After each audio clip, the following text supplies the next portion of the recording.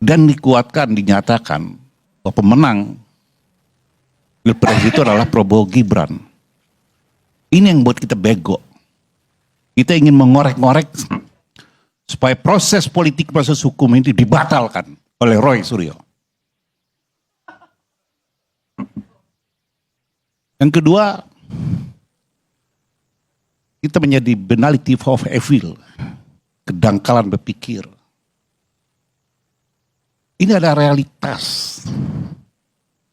Lalu kita bicara hentikan, pelantikan, proses hukum. Ada yang bilang impeachment.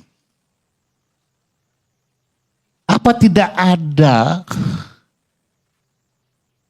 argumentasi teks gitu ya, untuk membuat kita jadi cerdas, untuk peradaban ini lebih baik, daripada mengais-ngais.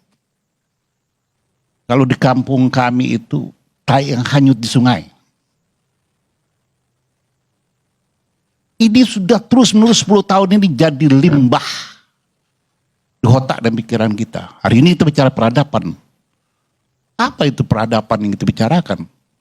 Kecuali menampar muka kita dan kebencian-kebencian yang kita munculkan. Kalau sakit, kita ini orang mulai sakit, partai saya sakit. Disakiti. Disakiti. Tetapi bukan itu masalahnya. Ada realitas politik yang bagaimanapun cara menang itu urusan lain. Tapi ada penetapan politik dan keputusan hukum.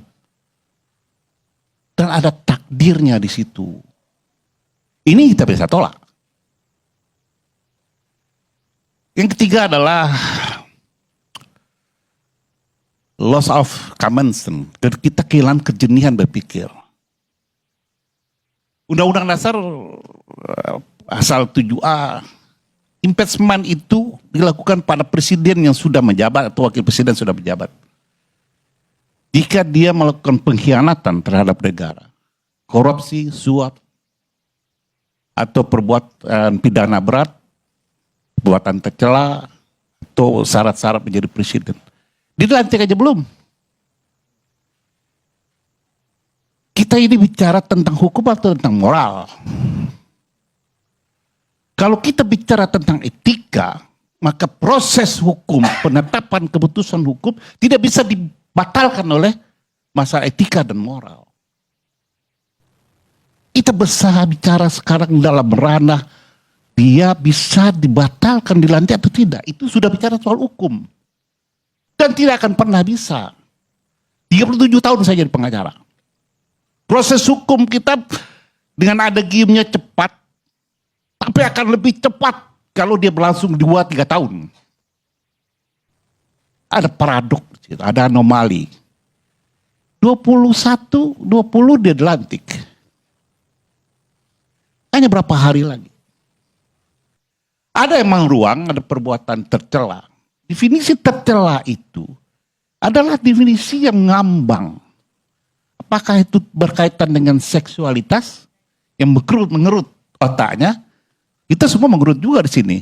Karena kita produsen generasi. Tanpa pikir pornografi, maka tidak ada generasi yang new generations.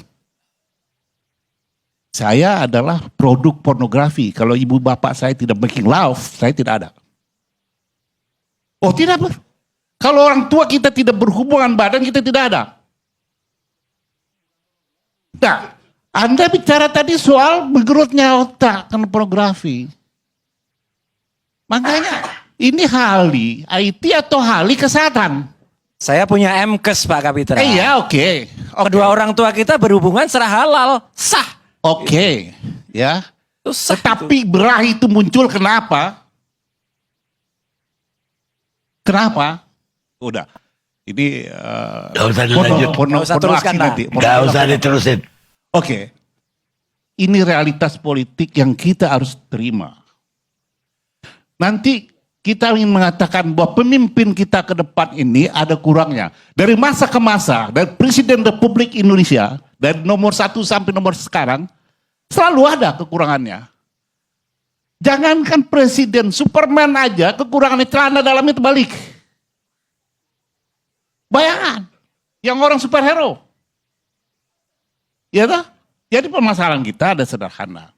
Kita biarkan dia melantik, sejarah akan mencatatnya. Dia punya kemampuan moral, etika, dan administrasi.